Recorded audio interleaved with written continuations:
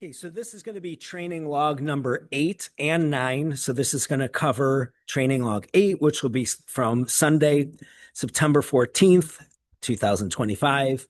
We'll be discussing our max effort lower body attempts. And then Tuesday, this will be log 9, Tuesday, September 16th for a dynamic upper body routine. So let's go back to Sunday the 14th. It was a lower body max effort attempt, which I was debating on the ride into the gym at about 4 in the morning if I was going to do a sumo deadlift, shooting for 445, first working my way up to a single, or a conventional deadlift for 415. So in competition, I will be doing sumo. I'm stronger at the sumo. So when I got here and started getting warmed up, I decided, well, I should probably do what's more difficult for me. And so I decided to do the conventional. I did the 415, felt pretty good. The only thing that I wasn't really happy with was my grip.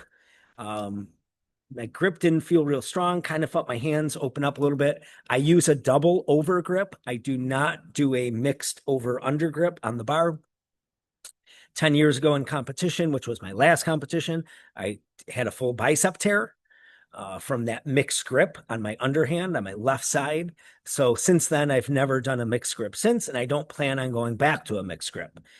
So between now and my competition on October 18th, I need to do some more grip work, which is very apparent. So that will be addressed. Then I went into some back Bulgarian split squats with a barbell, 5 sets, 5 reps on each side. Went into some good mornings. By that time, it seemed like the clock was moving pretty quick on me. So I went into some accessory work, some core work, biceps, core, and some light calf work, mostly reverse tib work, trying to keep the ankles mobile, ankles and knees feeling good. And then that leads us to Tuesday, which is actually today. I just kind of wrapped up my workout. Dynamic effort, upper body. I used fat grips on the bar, 2-inch fat grips on a regular bar with a medium width, creating some extra depth at the bottom. 85% of 235, which is 200 pounds. And I did 10 singles with a pause and just trying to move that bar as fast as I can with those fat grips, creating some extra depth, really trying to work out of the hole in the hardest part of the lift. And it went really well. So I know if I can, I'm rocketing that 200 pounds off my chest in a deficit. It's really building my confidence that I'm going to be able to get in that 245, 255 range with a good pause on competition day. So mission accomplished on that end. Then I went over to dumbbell incline bench, put it to a 30-degree angle, did 5 sets of 5, used 95-pound dumbbells, moved really well. Did some overhead presses, some landmine rows.